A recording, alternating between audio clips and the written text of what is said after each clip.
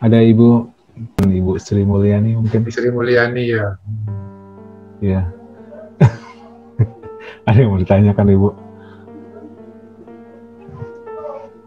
Nanya ya, boleh. Bu Nilna, silakan. Ini sih yang pertama tadi, ini sih poin yang awal itu yang hakul yakin. Iya. Yang ilmu yakin itu tadi saya nggak sempat, itu sih belum mulai connect gitu, jadi kayak belum jelas gitu. Iya, baik. Boleh di ini ya. Ya, menurut Ibnul Qayyim, saya juga membaca ada pendapatnya Imam Al-Ghazali atau Ibnul Qayyim mengatakan bahwa untuk melihat kebenaran itu supaya menjadi satu keyakinan itu ada 3 level. Level yang pertama adalah ilmu yakin. Ini sifatnya informatif. Temen bilang, Ibu, rasanya madu itu manis loh gitu. Itu namanya ilmu yakin, baru informasi. Lalu masuk kepada level berikutnya yang disebut ainul yakin.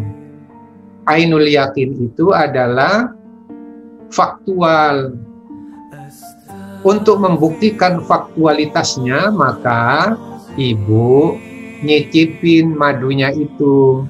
Madunya diambil di sendok, lalu dimasukkan di mulut. Setelah itu, oh iya benar rasanya manis. Itu namanya faktual. Itu namanya yang disebut ainul yakin. Tahap yang berikutnya adalah hakul yakin. Hakul yakin itu adalah internalisasi. Internalisasi itu sesuatu itu tidak lagi hanya sekedar dipikirkan, tidak hanya sekedar dirasakan, tapi sudah tauhid di dalam diri kita, menyatu di dalam diri kita. Nah, bagaimana kaitannya dengan melihat Allah supaya menjadi hakul yakin? Nah, ini lebih dalam lagi nih. Tidak cukup ilmu yakin, tidak cukup ainul yakin, tapi harus hakul yakin. Bagaimana caranya? Antara teolog dengan sufi beda. Kalau seorang sufi mengatakan untuk mencapai tingkatan hakul yakin, maka ya tahap yang pertama kita harus takhalli. Nah, takhalli itu seluruh amarah, seluruh nafsu-nafsu primitif, seluruh dorongan-dorongan syahwat yang negatif di dalam diri kita itu harus dibuang. Rasa angkuhnya dibuang, rasa sombongnya dibuang, rasa suka ngomongin orang dibuang, rasa takaburnya dibuang, pokoknya dibuang semuanya, dikosongkan diri kita. Itu namanya takhalli. Setelah kosong, ibaratnya seperti kertas yang putih, bersih, maka masuk kepada tahap berikutnya yang disebut tahalli. Tahalli.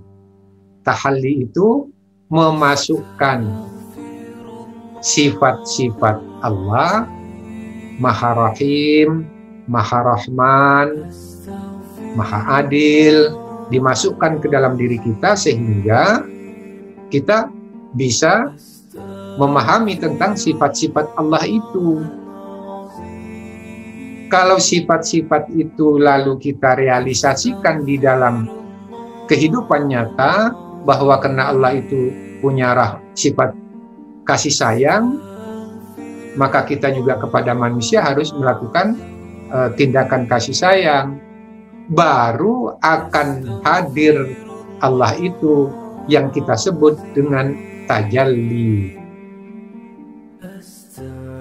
Tajalli itu adalah manifestasi Allah di dalam diri kita.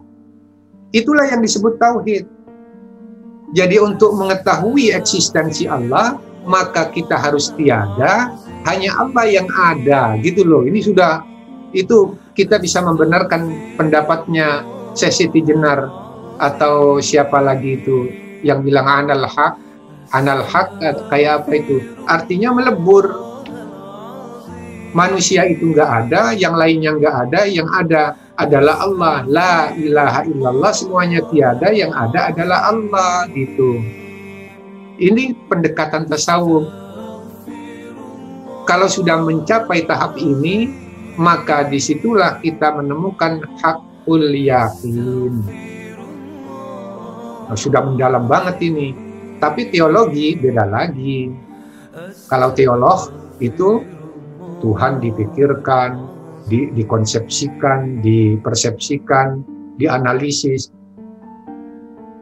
Makanya pendekatannya orang daripada pendekatan teologis seperti ini, maka dilakukan pendekatan yang namanya sufisme. Nah, kita tinggal pilih. Mau connected-nya itu dengan pendekatan sufisme atau pendekatan teologis. Kita sendiri yang bisa memilihnya. Lebih bagus kita menginternalisasikan sifat-sifat Allah itu sehingga Allah hadir, tajalli hadir. Allah bermanifestasi di dalam diri kita, lalu kehadiran Allah itu yang ada, maka kita diserap tiada. Contohnya begini, apa contohnya? Kalian bakar lilin. Kalian bakar lilin. Setelah itu kalian bawa lilin itu di siang bolong, diterik sinar matahari. Maka sinar lilin itu akan diserap oleh matahari. Anda tidak akan lagi bisa melihat sinar lilin, tetapi sinar matahari yang terang itulah yang terlihat. Begitu juga dengan Allah. Kalau Allah itu hadir, maka kitanya keserap, kitanya tiada, yang ada adalah Allah. Gitu. Tapi kalau nggak hati-hati, yang pendekatan kayak begini itu bisa dianggap melenceng gitu ya. Tetapi orang yang bisa menikmati ya bagus, nggak apa-apa. Ya maaf ya Pak, terima kasih banget atas penjelasannya. Assalamualaikum.